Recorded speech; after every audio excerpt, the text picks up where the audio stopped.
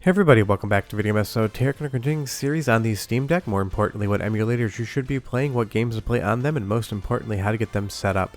And today we have a deep cut. We're doing the NEC PC-FX, which is not listed in any of the EmuDeck documentation whatsoever, but I am here to tell you if you use this setup guide you can play PC-FX games today. And while it's definitely not the best console of all time, I've been getting a lot of requests for it, and it is one of my favorite hidden gems, so I figured we would take a look at it.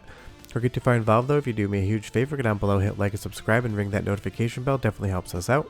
And if you feel so inclined to want to support the channel, we got a Patreon link down below as well. But if you follow this entire guide, you'll be getting the NEC PC-FX running on your Steam Deck with some caveats, and that is it's not going to parse over into your collection. If you go over to the EmuDeck wiki, you're going to get an entire list of all the different consoles that EmuDeck supports and all of the different emulators that are going to work on Steam Deck via RetroArch and everything else. This is a really good resource to understand what files you need to run any particular emulator on your Steam Deck, and I've shown it to you guys in previous videos. Unfortunately, for some reason, there are some entries missing, and you'll not know what you need for certain emulators. You'll see here at the top, you're going to get arcade and MAME related emulation cheat sheets that are going to show you all the different file types it supports, as well as the different BIOS files you may need. And if we scroll down, you'll see different console manufacturers, and under miscellaneous, it's going to give you the NEC TurboGrafx 16 or the PC Engine and PC Engine CD, but nowhere in here does it ever once mention the NEC PC-FX, but it does work. You should be dumping your BIOS from original hardware, but if we can run PC Engine on our Steam Deck, then we're definitely going to be able to do PC-FX as well, and I'm going to show you how to do that right now. The first thing you're going to need is a BIOS file, and you should be getting that from your original hardware, and it's going to be titled PCFX.ROM. Yes, is required to get this emulator running. I'm going to show you where to install that in a little bit, but because that cheat sheet on the GitHub for EmuDeck doesn't have PCFX listed anywhere whatsoever, I'm telling you here right now it's PCFX.ROM. That's what you're going to need. You will see I have 3 games here. These are from my personal collection. I do own these, and they're going to be in zip format. Now, I don't prefer zip format, so what I'm going to do is just go ahead and unzip those right into this folder here, and we'll talk about the different file formats that this emulator is going to support. It does do zip files, but I've had a little issues with those in the past, so what I do is use the bin and q files. That seems to be a little bit more reliable for me, because for some strange reason, just like on original hardware, the PC-FX can do some stuttering in cutscenes if it's not getting the data loaded up quick enough. I've seen that every once in a while with zip files, but when I do bin and q, it doesn't bother me whatsoever. So you'll see here in any particular folder we have one Q file and then a bunch of bins. Those are just going to be different data tracks or sound tracks depending on what bin it usually is. And you'll see that Q sheet, which is going to be very important. If you take a look at Team Innocent, the point of no return, we're going to have the exact same file format, and this is what I recommend you guys use. I've tested all of my PC-FX library on this emulator, and it works with bin Q files. So I'll go ahead and copy these 3 games. I want to move over to my Steam Deck along with that BIOS file, and I'm going to move them over to a little micro SD and a USB adapter. You can download these things on your Steam Deck in desktop mode, but this is just the way I prefer to do it. Create a folder so you have all sorts of good organization, and copy those files over that you saw on my screen, or at least the BIOS file depending on what games you want to add. Once you're done with that, you'll see that we have all of the same files I just showed you on my desktop. We've got the BIOS file, all of our games, and we're ready to move over to the Steam Deck in desktop mode to get them all set up. Now, all of my tutorials are predicated on using a dock with a USB device in the back. Again, you can download things on your Steam Deck desktop mode, but I just like using this, and I definitely use my deck docked a lot on my television, so definitely pick one up. I'll leave a link in the description below to the one I use. It's definitely been super reliable over the last year or so, and I just love playing all of my Steam Deck stuff on my large TV. But if we move over to desktop mode and put in that USB device, you're going to see mount and open, and go ahead and click that, and you're going to see in that tutorial I made that PC-FX folder. I've got the BIOS file and the 3 games. Now again, a note on the zip file. For this system, I don't recommend it. Maybe you've had luck with it, but the PC-FX and basically the motion JPEG format they use for some of their FMVs is very sensitive to not getting enough data. If you actually try to burn a disk for the PC-FX, 99 out of 100 times it is going to skip. We'll go ahead and copy over PCFX.ROM, and we're going to move that over to wherever you have your EmuDeck installation installed. This BIOS folder right here is where you're going to put it into. It does not need to be nested in its own folder, so you can just go ahead and copy and paste PCFX.ROM into the main BIOS folder, and you'll see we have that right there. That's all we need to do. From there, we're going to go ahead into ROMs, and we're going to scroll down until you get to the P's, and you're going to see a folder for PC-FX. This is where all the games go, although technically it doesn't matter whatsoever. This is just for organization, and that is because EmuDeck doesn't currently support parsing for PC-FX, so honestly you could put them anywhere, but I'm sure EmuDeck will update itself in the future to support more systems, so you want to make sure you do that there. And remember that system text is going to tell you all the different formats you can use.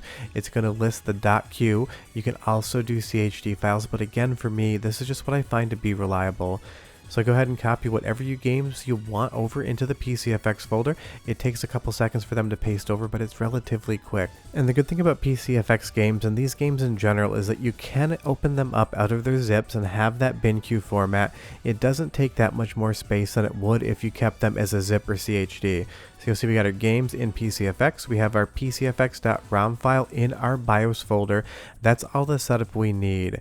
Now unfortunately, currently, at least with EmuDeck, and I hope they do add more systems in the future, if we go over to Steam ROM Manager, you can scroll up and down as much as you want.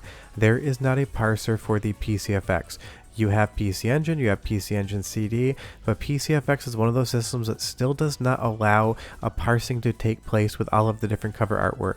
So you're not going to be able to see these in your Steam Deck as a library item if you use Steam ROM Manager. We're going to be booting these directly from RetroArch, and I will show you how to do that in just a moment. So you can ignore the Steam ROM Manager for this tutorial and just return right back to gaming mode. From there, go into Emulation in your library, and you'll go ahead and boot RetroArch. I do love the artwork that they use for this icon as well. From here, you're going to go to Main Menu, and you're going to load content. You're going to navigate over to the PC-FX folder where we just nested everything. You don't need to boot the BIOS, that'll take care of itself.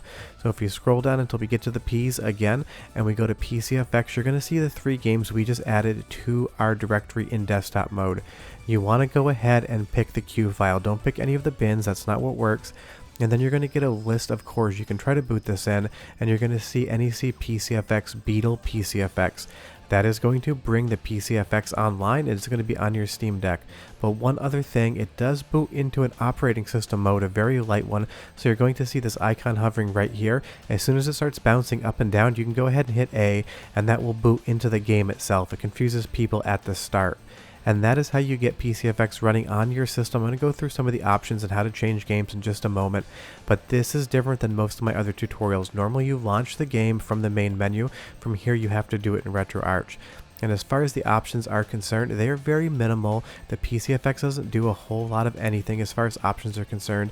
I would leave pretty much everything as is. You can cache the CD image so that loading goes a little bit faster, but the loading on PC-FX isn't that bad in the first place, and it can cause some glitches, so honestly, I recommend leaving absolutely everything in this menu exactly as it is. You can play around with some of these sound quality settings, because every once in a while you'll hear a click or a pop in the soundtrack, but that is so incredibly rare, and it can cause a little bit of weirdness if you change them. I do recommend you just leave everything stock as you find it.